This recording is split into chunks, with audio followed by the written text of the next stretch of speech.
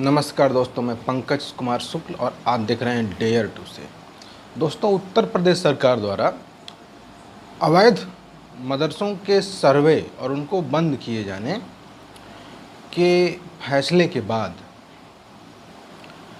विवाद खड़ा हो गया और इस बात पर बहस हो रही है कि सरकार किसी को टारगेट कर रही है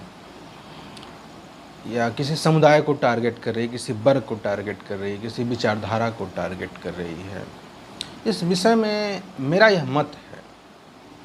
कि उत्तर प्रदेश सरकार जो कार्य कर रही है वह अधूरा है। वह उत्तर प्रदेश सरकार को या किसी भी सरकार को एक सेकुलर देश में जब तक लोगों की सोच सेकुलर नहीं होगी तब तक देश सेकुलर नहीं हो सकता है। यह लोग धार्मिक शिक्षा प्राप्त करें, मुस्लिम समुदाय के लोग मदरसों में पढ़ें, हिंदू समुदाय के लोग संस्कृत विद्यालयों में पढ़ें, अपने अपने धर्म की मान्यताओं को सीखें, पढ़ें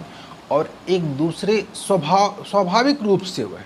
इस प्रकार से एक दूसरे धर्मों के प्रति संवेदनशील हो जाते हैं। स्वाभाविक रूप से उनके अंदर एक सामूहिकता की भावना अपने धर्म के प्रति विकसित होती है और वह दूसरे धर्मों के प्रति संवेदनशील हो जाते हैं। और इस प्रकार से जो सेकुलरिज्म का जो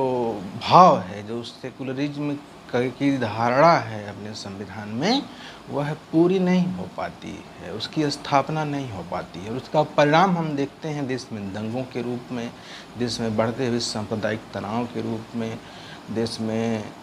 सांप्रदायिक विभाजन के रूप में और तमाम रूपों में हम उसका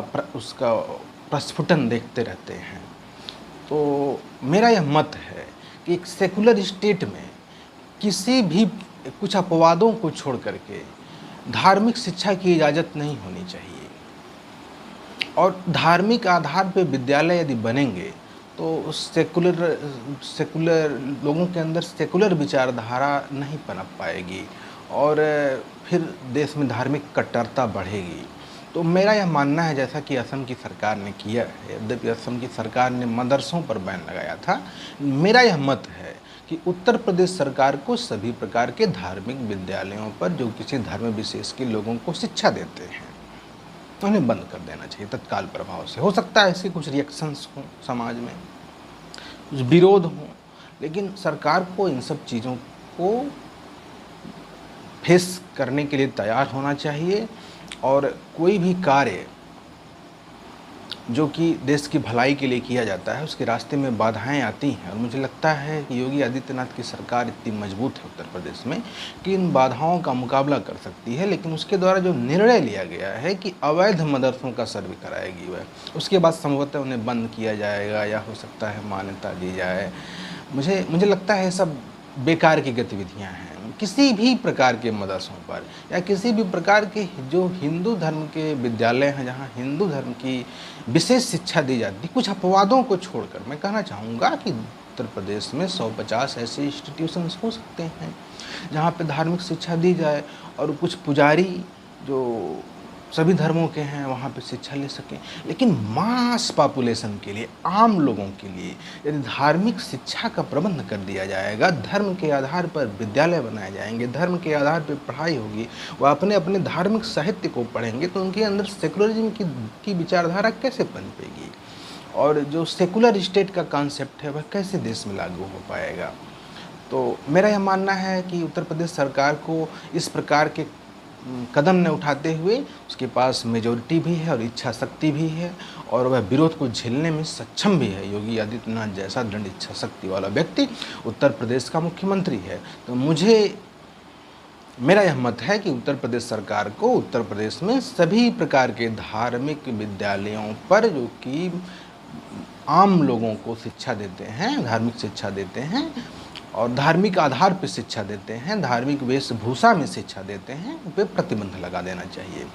इससे जब लोग सामान्य विद्यालयों में आएंगे, एक साथ पढ़ेंगे तो उनके अंदर कम्युनिकेशन होगा और चूँकि वह एक ही चीज़ पढ़ेंगे तो उनके विचारों में अंतर नहीं रहेगा और धार्मिक शिक्षा नहीं लेंगे तो उनके अपने धर्म के प्रति उनके अंदर कोई विशेष मान्यता या कट्टर भावना नहीं पनपेगी और दूसरे धर्मों के प्रति नफ़रतें भी नहीं पनपेगी। कई देशों ने, दुनिया में कई देशों ने मदरसों पर बैन लगाया है, लेकिन मुझे नहीं लगता है कि भारत में ऐसी परिस्थितियां हैं कि मदरसों पर सिर्फ बैन लगाया जा सके। इसलिए सभी प्रकार के धार्मिक विद्यालयों पर तो बैन लगाया ही जा सकता है और इसका कोई विरोध भी नहीं कर सकेगा। तो इस विषय पर जो यह चर्चा हो रही है कि अवैध मदरसों का सर्वे होना चाहिए या नहीं होना चाहिए, या सभी प्रकार के विद्यालयों का, असदुद्दीन ओवैसी ने कहा कि सभी प्रकार के विद्यालयों का सर्वे हो तो हो, सिर्फ मदरसों का ही क्यों। तो मेरा यह मानना है कि देश में दो ही धर्म मुख्य रूप से हैं, एक हिंदू धर्म और एक इस्लाम है। तो हिंदू धर्म की मेरी जानकारी में ऐसी कोई बड़े पैमाने पे ऐसे स्कूल्स नहीं हैं कि जो हिंदू धर्म के लोगों को धार्मिक शिक्षा प्रदान करते हैं। हो सकता है कुछ संस्कृत विद्यालय हों, लेकिन वहाँ जब आप जाएंगे, लोगों का परसेंटेज देखेंगे पढ़ने वाले लोगों का, वहाँ माइनॉरिटी के लोग भी पर्याप्त संख्या में, उतनी ही संख्या में मौजूद हैं जितना कि वह सरकारी विद्यालयों में होते हैं। और यदि सरकार उन्हें बंद करना चाहती है मदरसों के साथ ही, तो बंद कर सकती है, उसमें किसी का कोई विरोध नहीं है। हाँ, मैं स्पष्ट कर देना चाहूँगा उन विद्यालयों को जहाँ धार्मिक शिक्षा दी जाती है। जब आपके सहयोग की ज़रूरत है, मेरे चैनल को लाइक और सब्सक्राइब करते रहिए। धन्यवाद।